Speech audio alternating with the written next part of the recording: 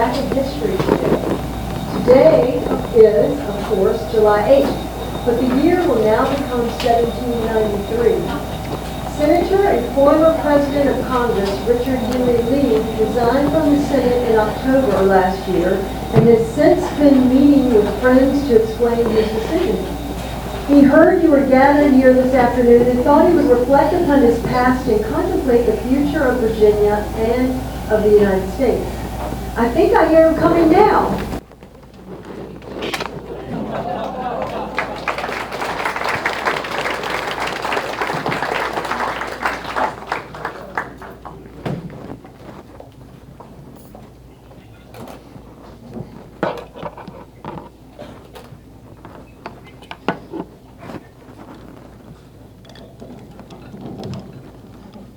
Good morning. Good morning. If I speak loudly, can you hear me from here? Yes.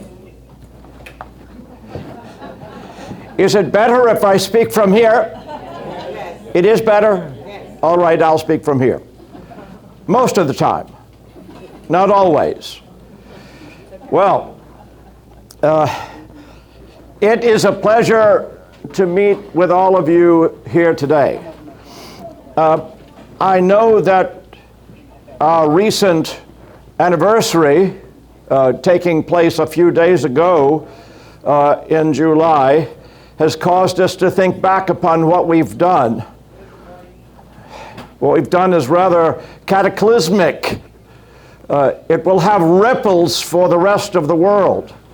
I am going to keep my timepiece available to me here nearby so I don't talk too long. I have a tendency to talk too long. I hope not to keep you here any more than about 3 hours. That is too much? I'll have to talk faster and say a good deal less. Since I resigned from the Senate back in October of this past year, many of my friends and relatives have wondered what was my reasoning. Why did I do what I did? Well, I can tell you a bit about that, but in doing so, I think I should go back and start with the early part of my life and give you some idea as to what my reasoning was. I was born in the year of 1732, 8 miles away from the birthplace of my friend George Washington. And 1 month before he was born, I was born. We did not know each other as very small children, but we were born very close to each other in Westmoreland County of Virginia. From families of very different circumstances. My family, the Lee family, had for generations been successful in the tobacco business on the Potomac River at Stratford Hall. The first of our Lees came in the 1600s. His name was Richard also. I am Richard Henry Lee, but the first was a Richard also.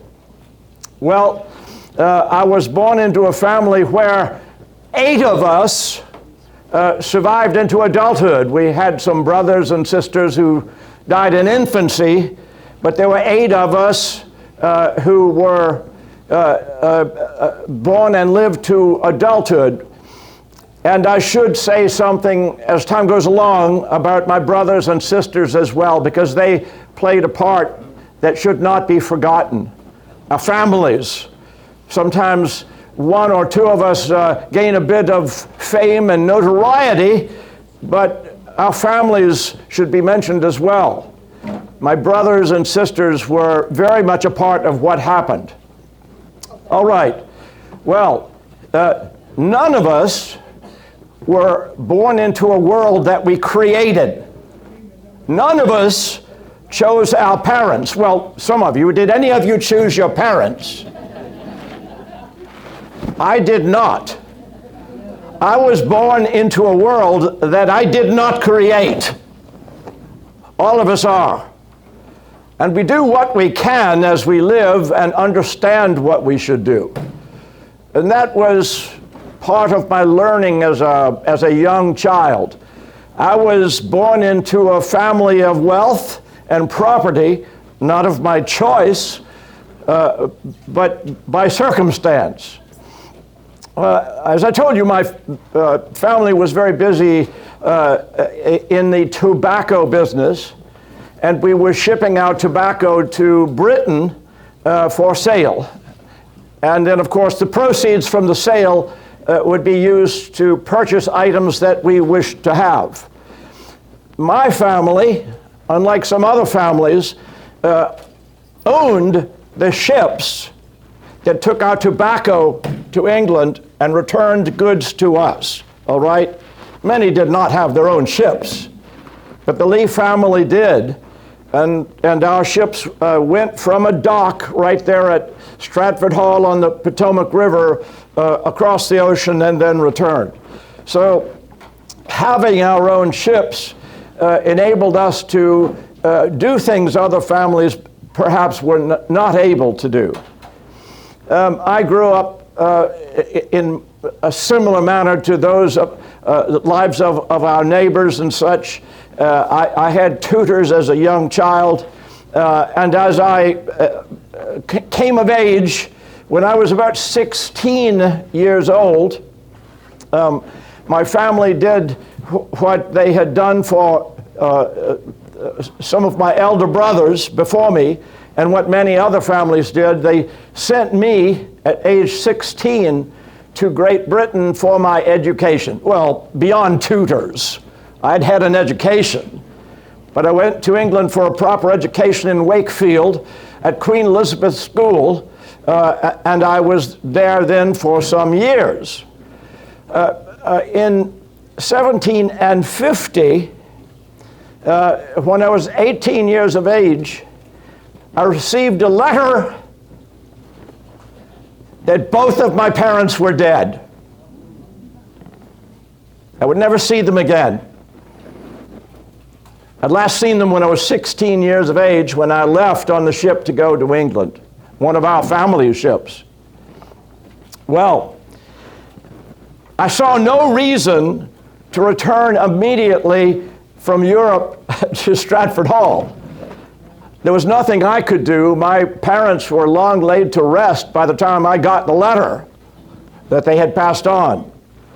My eldest brother inherited the property and was taking care of the details there in Virginia. Well, I took the opportunity to continue my education and do what many Virginians and others have done, and that is to take a tour of Europe. All right? You are polished as a young child by experiences that you're not familiar with. Do you know the people of France are not like us? Italy,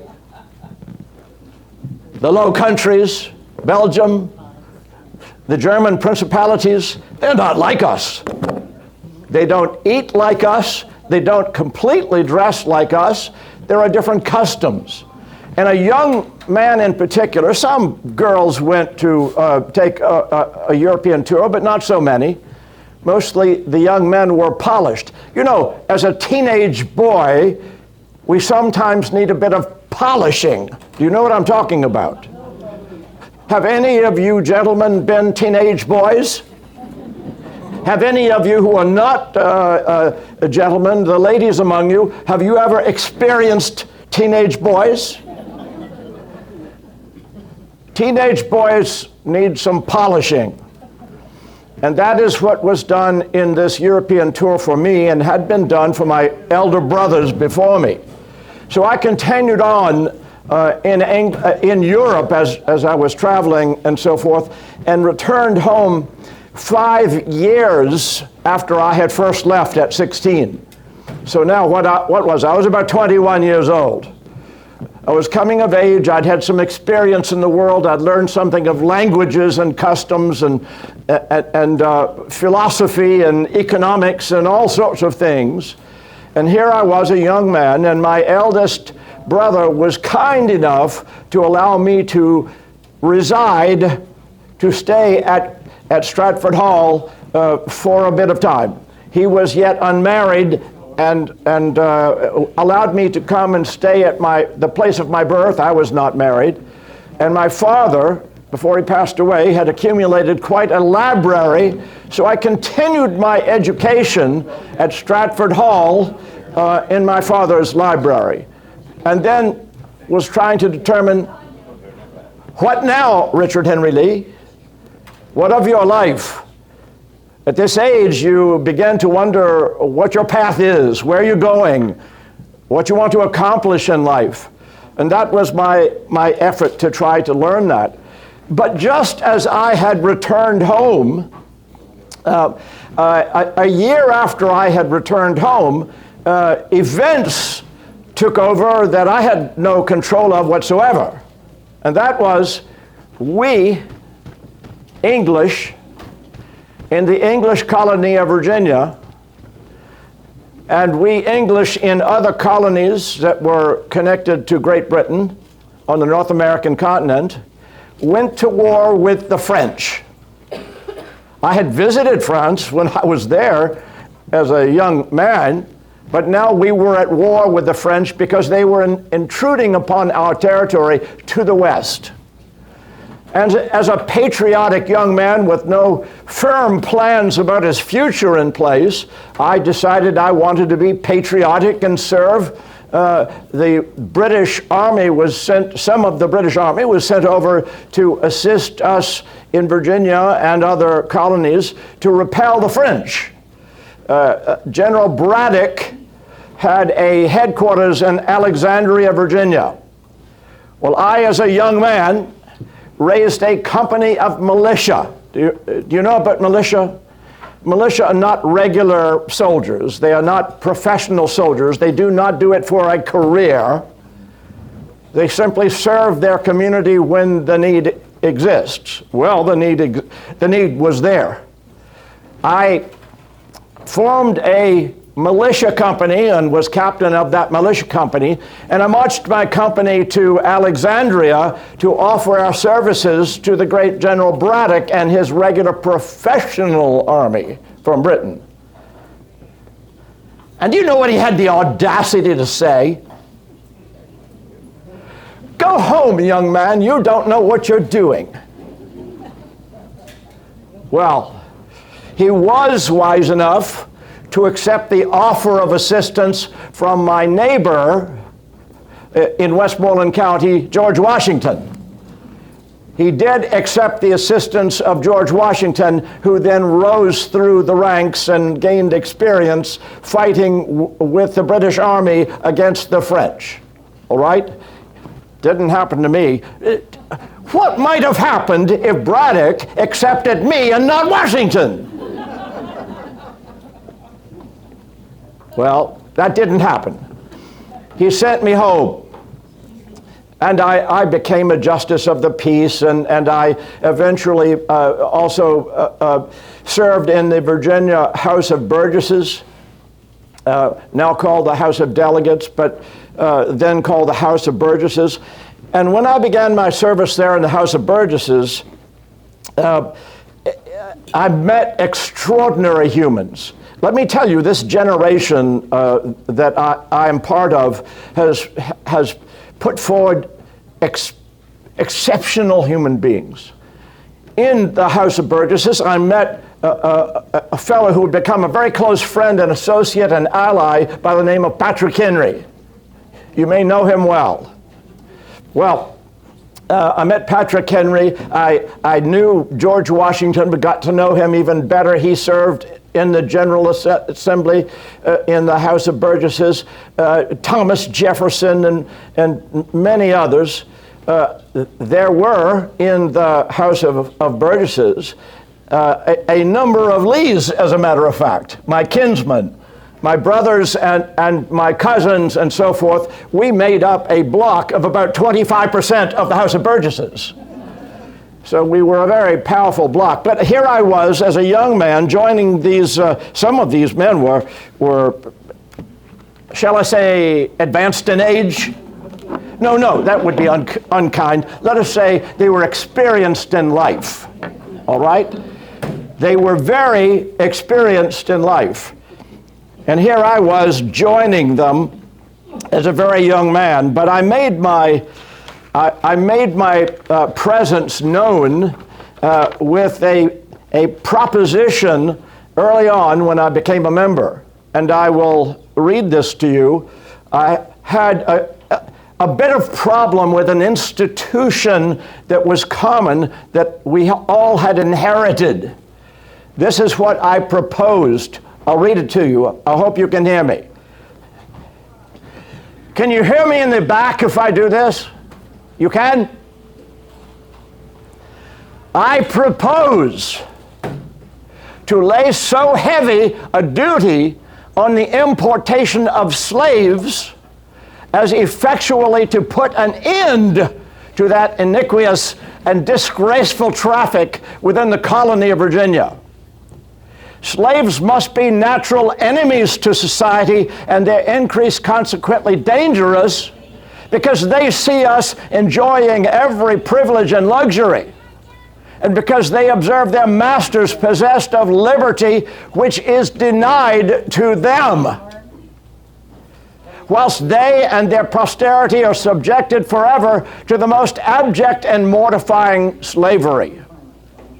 Nor the cruelties practiced by the conquest of Spanish America, not the savage barbarity of the Saracens, can be more big with atrocity than our cruel trade with Africa. There we encourage those poor, ignorant people to wage eternal war against each other.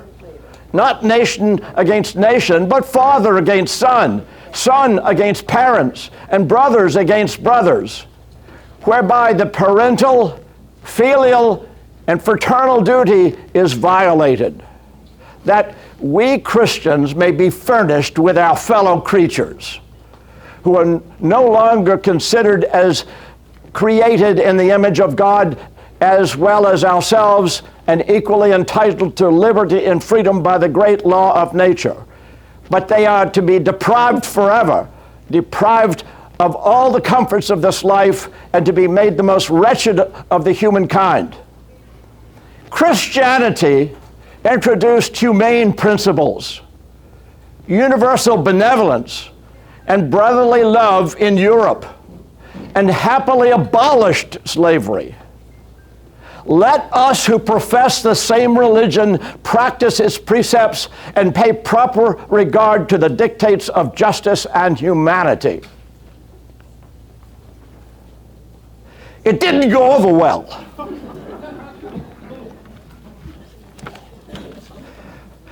But they knew Richard Henry Lee was there. Well, that was my introduction to the House of Burgesses. And from that time on, they knew I was present, and I made my presence felt in a number of ways. Well, let us proceed forward, because I see my time is going rather quickly, and I have a couple of other hours of things to tell you about. Well, so I came to be a fixture of the House of Burgesses. Eventually, that war with France was successfully concluded. The French surrendered, and we British, we gained a great deal of territory and influence that we did not have before. This was wonderful. The war came to begin in 1754. The war ended in 1763, so it was some great long time. But as the British had sent their some of their armed forces to assist us, there were costs involved.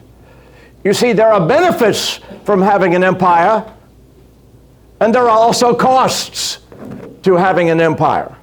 Their empire was not just Virginia. Their empire was 13 colonies, no, 14 including Canada, 15 including Bermuda in this part of the world. There was Gibraltar, there was India. My friends, British obligations and requirements of their military were across the globe. Well, that's costly. And the British government decided, since we have assisted you in the British colony of Virginia and the British colony of Maryland and Pennsylvania and New York and North Carolina and so forth, well then you need to assist in the cost and the payment of the debts incurred in your defense.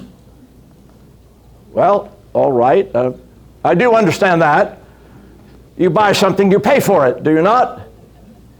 But the manner in which Great Britain decided to cause us to pay our part was the problem.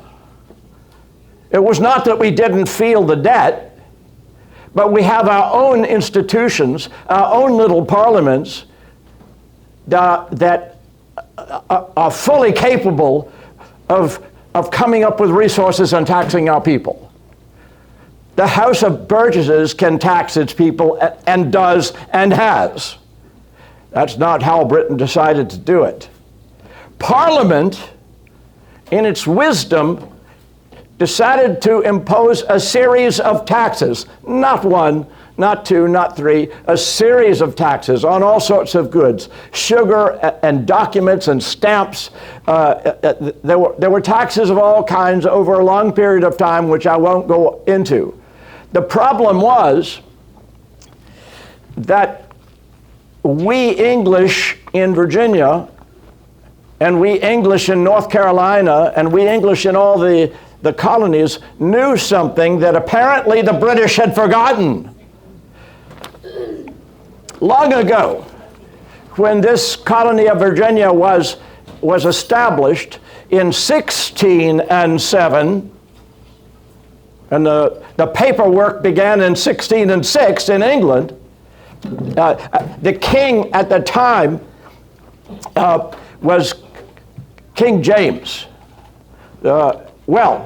King James, in his proclamation about the rights of Englishmen in Virginia, had this to say: "Also we do for us, our heirs and successors, declare by these presents, that all and every persons, being our subjects, which shall dwell and inhabit within every or any of the said several colonies and plantations, and every of their children, which shall happen to be born within any of the limits and precincts of the said several colonies and plantations, shall have and enjoy all liberties, franchises, and immunities within any of our other dominions, to all intents and purposes, as if they had been abiding and born within this our realm of England and any other our said dominions." Let me tell you what that means. It means that if you live in Williamsburg rather than Manchester or London, you as an Englishman have no less English rights. And one of the greatest of the English rights was you had no obligation to pay a tax or be subordinate to a law unless you were represented in the democratically elected parliament that created the tax or law. How many Virginians were in British Parliament? Had they accepted one, we could not have claimed what we claimed. There were no Virginians, there were no New Yorkers, there were no Canadians, there were no people from Bermuda in the British Parliament. Not one. And we had our existing government in Virginia, British, and we were subordinate to the king. We are English with all English rights, but we had no obligation to Parliament. There's the rub. A technicality which we insisted upon. no taxation without representation. Put a Virginian in Parliament. Put one from New Jersey in Parliament. Yes, put them there. Pennsylvania, Connecticut, put someone there. But with no representation in Parliament, we had no obligation. No obligation. And when those taxes were imposed, there was a bit of resistance in Virginia. And in 1765, my good friend Patrick Henry made a big point of this, which I won't go into in any great detail. But he made a great point of this. And there was great opposition to the stamp tax. Well, some of us supporting Henry and his opposition became active. This term makes me laugh. But they said about me, they accused me of leading a mob of gentlemen. Have you ever seen a mob? A violent mob of gentlemen? I led a mob of gentlemen in Williamsburg to persuade the stamp collector not to do his job. Do you know what I'm talking about? It was a rather substantial persuasion that we used. Do you understand? We were successful. Well, that didn't end the troubles. The stamp collector decided not to do his job. All right. Well, it went on and on and on. For years it went on. There were so many things that happened. In the next year of 1766, I, of course, live in Westmoreland County, and so do the Washingtons. All right? The Washington family, the Lees. My elder brother convinced me to do this. Thomas, my elder brother, talked me into doing this. But he said, Richard Henry, you have a big mouth. You are the one to create a document that will be signed by the major land owners in Westmoreland County to refuse to pay the taxes that are improper. I did that. I wrote a document in 1766. I created something called the Westmoreland Resolves. The Washingtons were there, the Lees were there, and many other landholders. There were over 100 of us that met in Leedstown. Some call it the Leedstown Resolves, they're Westmoreland Resolves, there are different names for this. I wrote it, and part of it said this: the birthright privilege of every British subject and of the people of Virginia as being such, founded on reason, law, and compact, that he cannot be legally tried but by his peers, and that he cannot be taxed but by the consent of a parliament in which he is represented by persons chosen by the people. The Stamp Act does absolutely direct the property of the people to be taken from them without their consent. Well, it went longer. It was much longer than that. But we all signed it. And so I made a name for myself, well known by Parliament and the King. My name became to be known. Now, what else shall I tell you? There's so many more things that I want to mention. I want to give a word here in behalf of a couple of my brothers. All of them were important, but two in particular I'll mention at this point. Do you remember that I had gone to England for my education? Well, so too my younger brothers after me followed me, all right? And my last two brothers were William Lee and Arthur Lee. Both of them went to England for their education. William became a merchant in England. I told you that we were selling tobacco in England and then having purchases made to send items back to our family in Virginia. Well, my brother William became a merchant on the English side for our business. My brother Arthur, the youngest of the 8 of us who lived to adulthood, went to Edinburgh and got his degree in medicine. He became a doctor.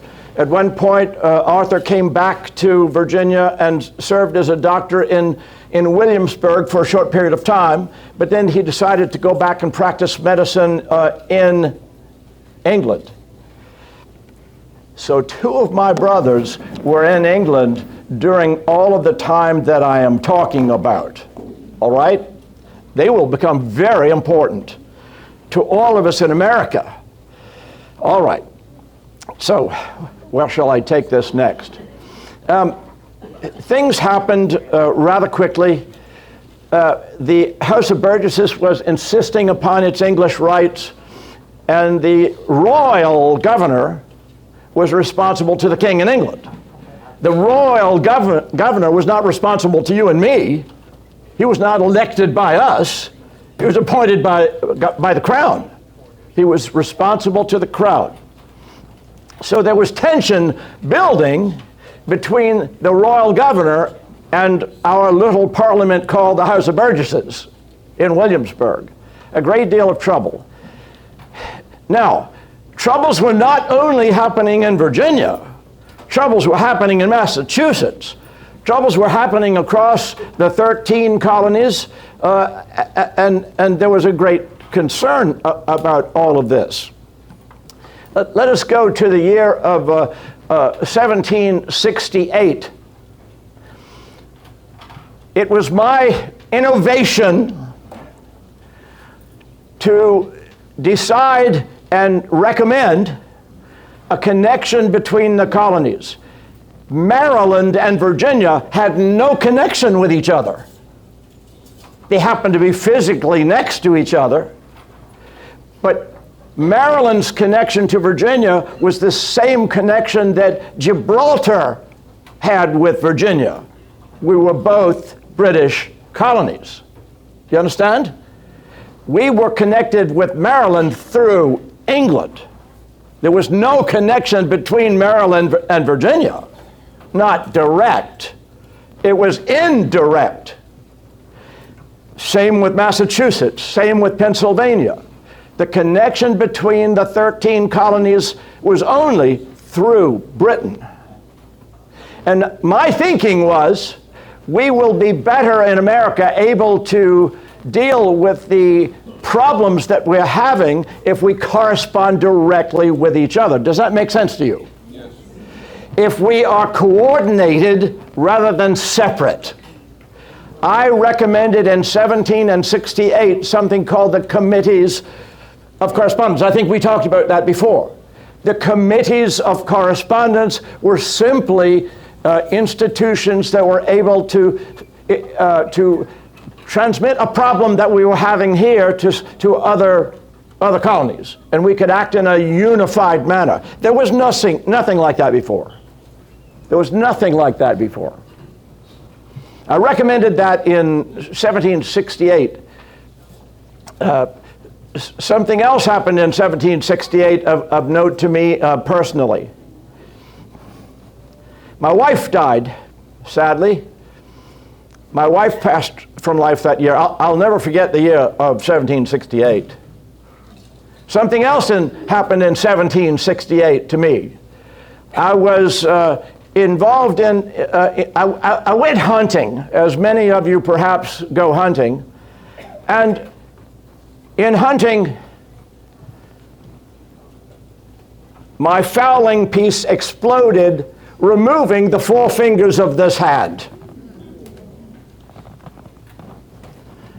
Since that time, I've worn a black cloth or neckerchief or glove on my hand. I'd rather you not be offended by looking at my mangled hand. But I should say something about Patrick Henry. Do you know that sometimes friends will jest with each other? Did you know that some jests could be inappropriate and even seem like they were mean?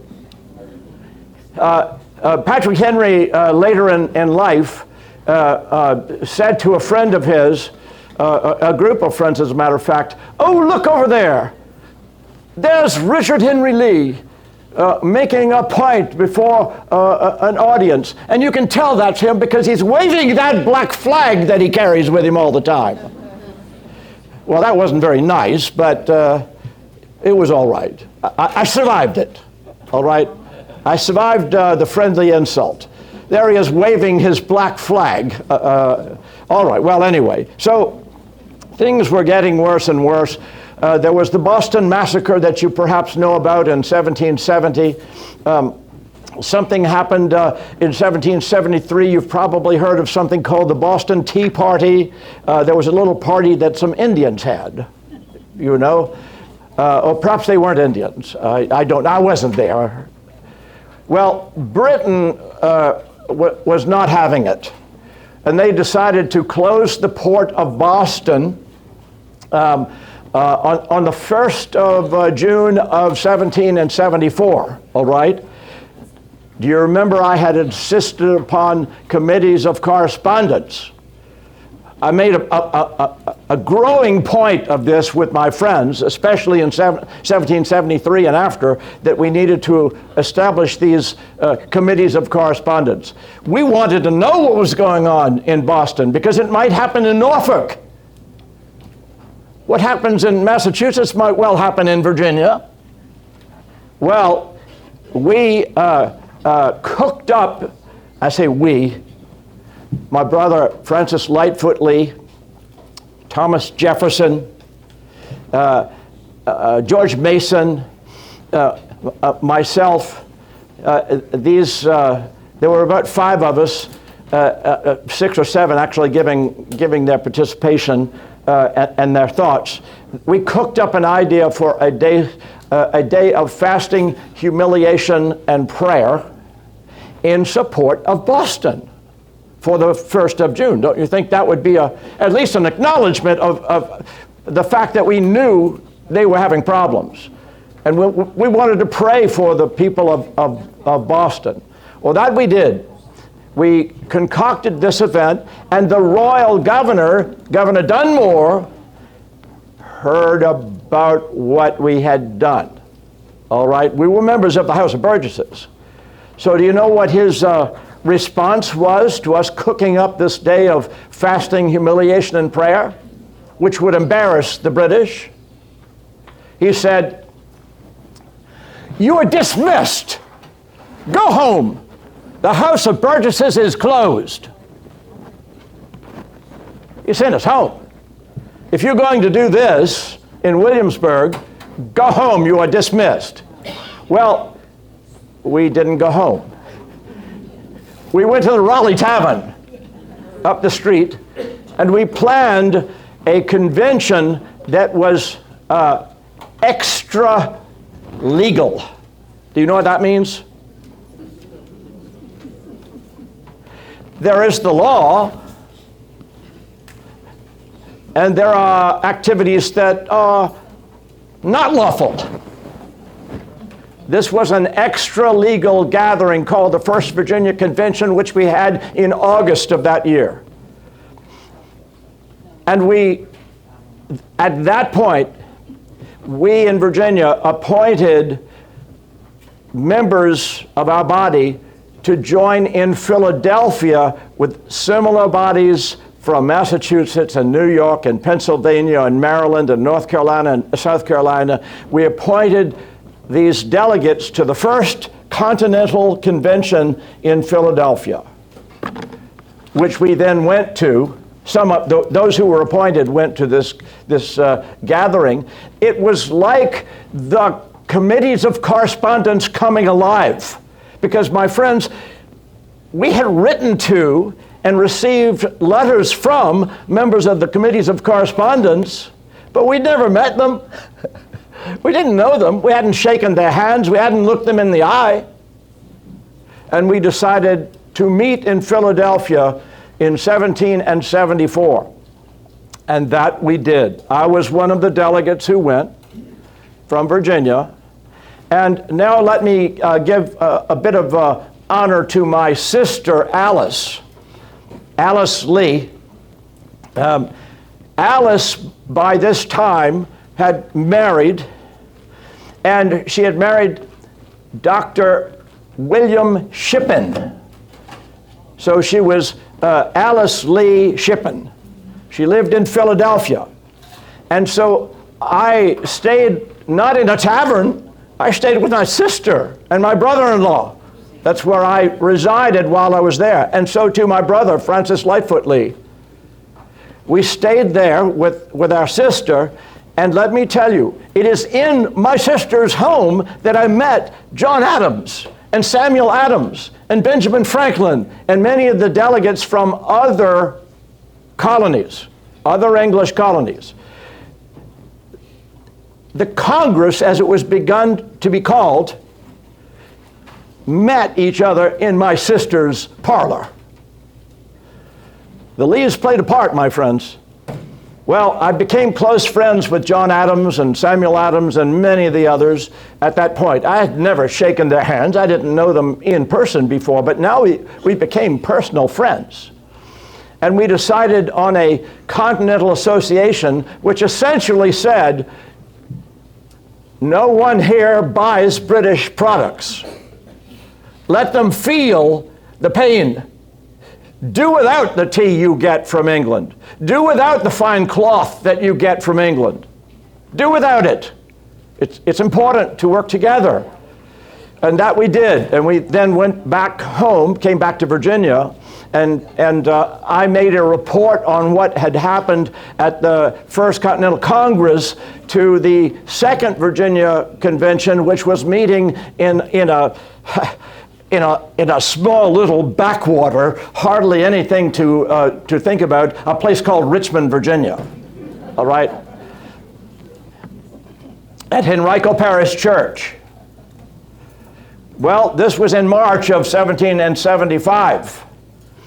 And we now were meeting as an extra legal body. We were not functioning as the House of Burgesses because the governor had dismissed the House of Burgesses. Now we were meeting as an extra legal body, the second Virginia Convention in March of 1775 in Richmond. Patrick Henry by this time had become so concerned and upset that progress was not moving faster to secure our rights from Britain. And he made an impassioned speech that Virginia should form its militia for its defense. Its defense against who, my friends? Who? The Peruvians? The Chinese? A defense against who? The legal government of Virginia, the Crown and its forces. How do you think Britain took that? Anyway, in order to convince people to take up arms against their own government, my friends, you have to have a persuasive argument. Today, let's all get guns and go against the local authorities, all right? All right, are you with me? That is what he was saying. That is what he was saying. Well, Patrick Henry, my friend, gave an impassioned speech to try to convince Virginia to call up its militia. And at the end of it, as you well know, it was, I know not what course others may take, but as for me,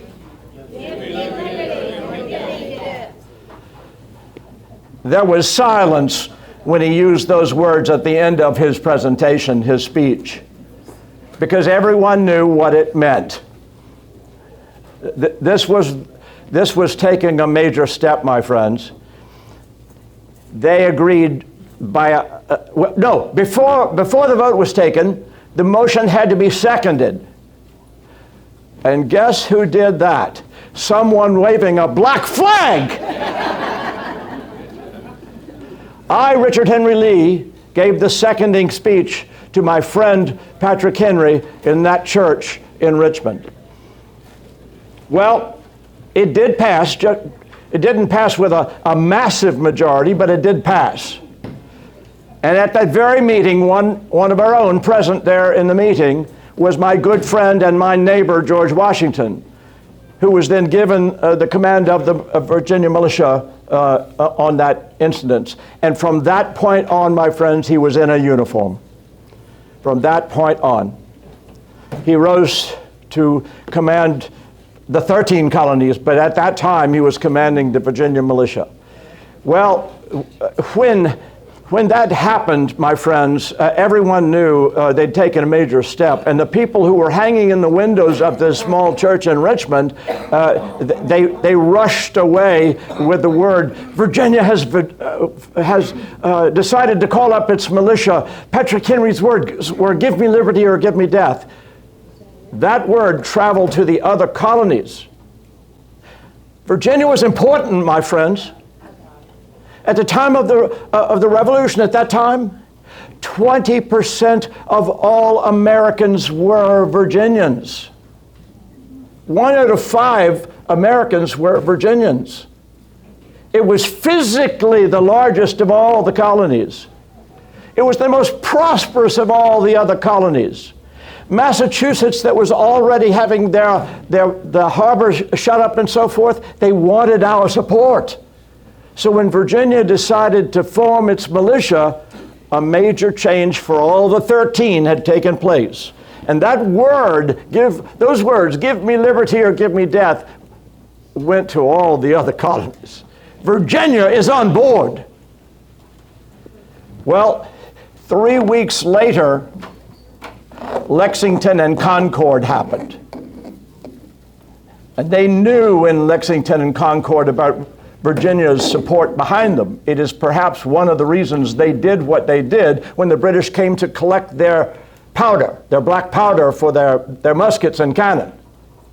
You know, we all talk about Lexington and Concord, but one day after Lexington, and unbeknownst to the people in Lexington and Concord, the royal governor in Virginia stole the powder from Williamsburg, just as they were stealing the powder in Lexington and Concord in Massachusetts. One day later. No one talks about that. And so Patrick Henry raised a militia and marched on Williamsburg to insist with the governor, that powder's not the Crown's. That powder belongs to the colony of Virginia. You must return that powder. Well, the governor had sent the powder away. He could not return it, so he paid for it, and in money. He paid for the powder that he had British Marines take in Williamsburg. So there was no fighting and shooting in the Virginia incident, but the governor gave in, and he paid for the powder that he had taken. Well, things were moving very, very rapidly now, and so there was to be a second Continental Congress in Philadelphia, which I was then sent to. But now I want to say something more quickly, and I know my time is running short here. I want to say something more on behalf of 2 of my brothers. I told you that William and Arthur were in England, didn't I? One as a doctor and one as a merchant. My merchant brother William was so well respected in England. He was an Englishman, wasn't he? An Englishman born in Virginia. He was an Englishman, all right? My brother William was elected the Sheriff of London. My brother was the Sheriff of London. And then he became Alderman of London. My brother William was an influential government official in Britain. And my brother Arthur, in a similar manner, was associating with friends in England, Friends of America. Does that make sense to you? There were Englishmen who did not take the side of the British government and Parliament. They took the side of Virginia, in England. My brothers were associating with those members of Parliament. They knew them. They were personal friends with John Wilkes. John Wilkes was a major parliamentary figure in Parliament at the time, personal friend of Arthur Lee. So what I'm telling you, my friends, is on those Lee family tobacco ships that were returning now with goods, when back and forth, Lee family ships going back and forth, came letters from William and Arthur that came to me that I shared with Congress, and Congress knew what the British government was doing from the inside before the British people knew about it. We knew what they were going to do before they did it because of Arthur and William Lee. They were like spies, if you want to call them that. Congress knew what to do and what decisions to make because of my brothers. Well, eventually it got too hot for them, but not yet. All right, now it is 1776 in the Second Continental Congress. I was there. The governor, Virginia, had seceded from the Union with Britain and elected their first elected governor, not royal governor, it was Patrick Henry. And Patrick Henry said, Richard Henry, you are in Congress, we need you to make a move. And I did make a move. On June the 7th,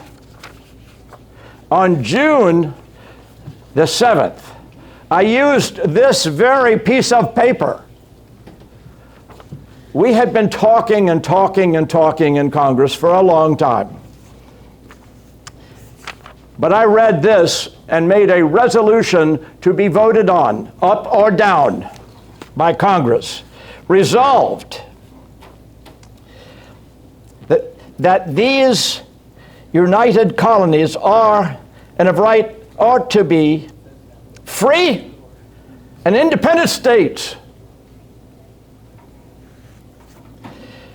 That they're absolved from their allegiance to the British Crown, and that all political connection between them and the state of Great Britain is and ought to be totally dissolved. The 7th of June, the Lee resolution was put forward. And now, Congress was being asked to cross the Rubicon. Do you know the term, cross the Rubicon? When you cross the Rubicon, there is no going back. You either cross or do not. But when you have crossed the Rubicon, my friends, your decision is made. Well, we were now asking Congress to do what Virginia had done already on May the 15th, to separate from Great Britain. That took some conversation, as you might imagine. And the vote was delayed for about 3 weeks until the 2nd, not 4, 2. The 2nd of July of 1776, Congress voted to cross the Rubicon. Our great day of independence was the 2nd of July of 1776, when the Lee resolution was approved. John Adams wrote Abigail. He told me about this. He showed me the letter. He said that the great day of independence would always be celebrated in America on the 2nd of July. Now, if these colonies are going to do something as dramatic as that, don't you think we have an obligation to explain to the world why we did it? Don't you think?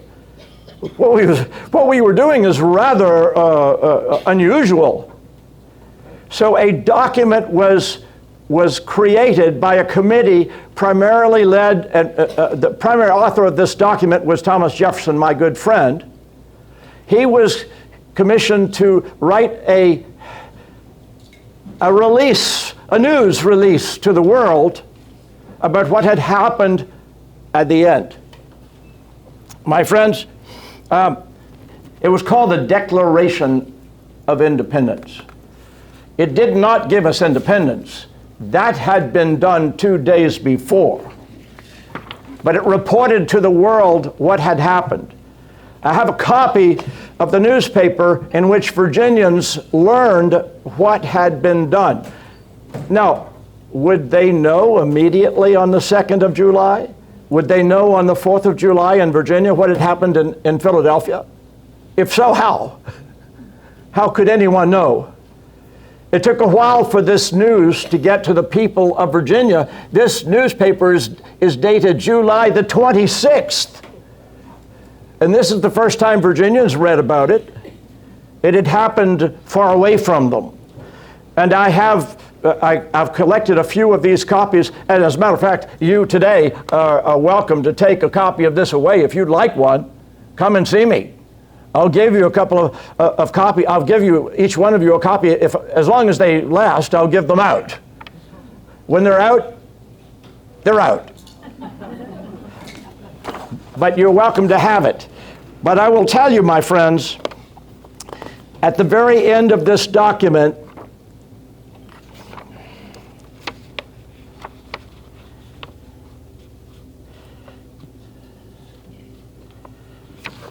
are words written by Richard Henry Lee. Jefferson used my words from the resolution at the end of this document, as you will see. They are my words. So he reported on what had happened 2 days before. So if you feel like celebrating on the day that this was approved, do so. But you're 2 days late. All right. It doesn't matter. It doesn't matter what days you celebrate. Well, anyway, so I see my time is going very, very fast.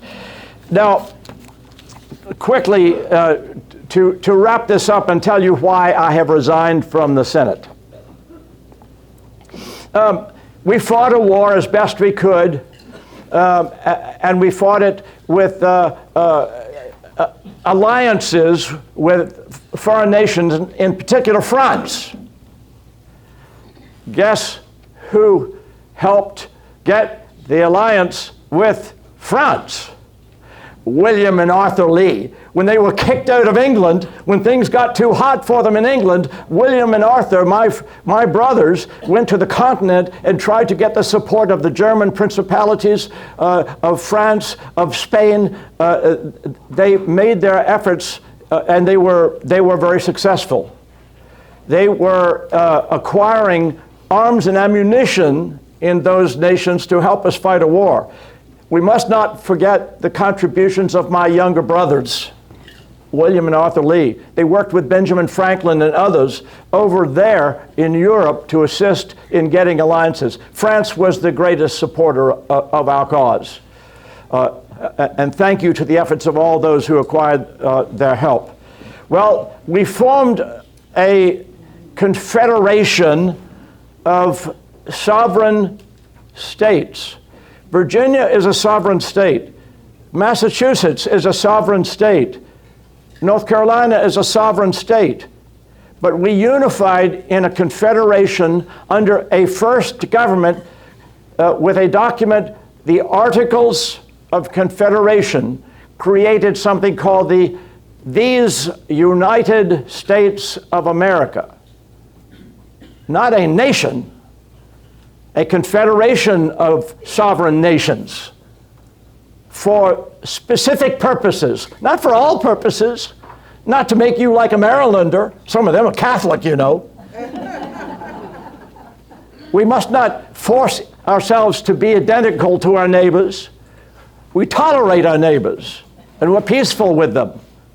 We were sovereign 13 nations united for a specific purpose as a confederation called these United States of America under the Articles of Confederation. And we had a president in Congress assembled, and one of them was a fellow with a black cloth on his hand. I was president under the Articles of Confederation during that time. All right. Well, that government, that first United States of America under the Articles of Confederation, lasted until at the end of the war, they decided, well, it isn't powerful enough. It's not efficient enough. We need to change it. And so delegates were called in 1787 to Philadelphia to fix the problems with the Articles of Confederation, our government, the government of these United States of America. Well, what did they do? They did not correct the Articles of Confederation. They decided to throw them out and created a different government under a different set of laws called the Constitution of the United States. My friend Patrick Henry said, "I smell a rat." When we had broken in revolution away from Great Britain, we did not want to be Great Britain. We did not want to be an empire. We did not want entangling alliances. We did not want a standing professional army. We did not want to be a government like Britain. We had rejected that. We wanted to be far more like Switzerland than Britain in terms of a government, a confederation. But there were those who said, we need to be a mighty power in the world. And the leader of that group was Alexander Hamilton. During the formation years of the new government under the Constitution, he recommended at one point that the presidency be for life. My friends, that sounds a bit too much like a monarch to me. He recommended that this lifetime monarchical president appoint the governors of the states because you're too ignorant as citizens to do so yourself. That was Alexander Hamilton. He didn't want a small government. He wanted a big and powerful one, much more like Britain. Well, I hate to say to you, Hamilton's ideas prevailed in this usurpation called the Continental Congress in Philadelphia.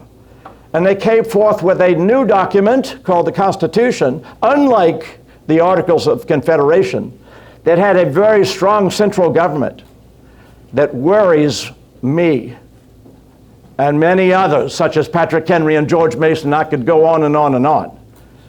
Well, through a series of manipulations, and one might say, the word lie is too ugly. Deviations from the truth. How is that? Because of the deviations from the truth of Alexander Hamilton and others promoting this new government, rejecting the old American government won in the Revolution, because of these promises, the Constitution was approved in 1788 by a slim majority. And when Virginia ratified the Constitution in 1788, it put a proviso in its ratification saying if this does not work out, Virginia reserves the right to leave it. It was a voluntary union, not an involuntary union. Do you know the difference? Do you know the difference between voluntary and involuntary? There are unions that are voluntary, and there are unions that are involuntary. And Virginia and New York and Rhode Island insisted the union be voluntary. You could leave if you joined. Well, anyway, this new government went into effect in 1789, and Patrick Henry said, yes, Richard Henry, we know you don't like this government, but you must be there representing Virginia in it. You must be there. You must represent us. One reason was the Constitution did not have a Bill of Rights. It specified what the government could and should do. It did not specify what the government should not do to you. That is what the Bill of Rights is. We insisted upon it. And Madison and others said, pass it, and we'll then give you your Bill of Rights. That was the deal he made. I was supposed to make the deal good. So I became a senator from Virginia, and I insisted with James Madison that he keep his promise. And we did get our Bill of Rights. The Constitution would have been worthless without any limits on this major power. The Bill of Rights is a limit upon it, not empowering it. Well, matter of fact, I'm finishing now. I won't go more than an hour more. I'll wrap this up quickly. This is my perspective on how much authority you as a citizen should give to your government, all right? You can have your own. You can say whatever you want, but this is what I say. The first maxim of a man who loves liberty should be never to grant to rulers an atom of power that is not most clearly and indispensably necessary for the safety and well-being of society. Not an atom more. This consolidated government that we have could grow out of its bounds, my friends. There might be constant wars and high taxes and entangling alliances. You have no idea how bad it could get if you don't hold it to its limits. I'll tell you why I resigned. Once I got the Bill of Rights approved, I could not take much more of this new government we have. Could not take much more of it. And I wrote to my nephew, Thomas Lee Shippen. Do you remember, I have a sister, Alice, and her husband, Dr. Shippen. They have a son, they have children, and one of the sons is my nephew, Thomas Lee Shippen. And I wrote him this shortly before I resigned from the Senate. I am not ashamed to own that I began to be heartily sick of politics and politicians. I think that generally speaking, the former may be called the science of fraud, and the latter, the professors of that science. Watch out, my friends. Watch out that what we have created does not destroy all of the values that we won in the revolution. But my friends, I've gone over my time and I must leave you now. But I will say that it is now in your hands. What your future is resides in your hands. I am finished with politics, and I will spend what days I have left in my life with my family. I've given most of my life to the service of my country, and it is now in your hands. And I hope you do well with it. Respect and protect your liberties, or they will disappear. Good day.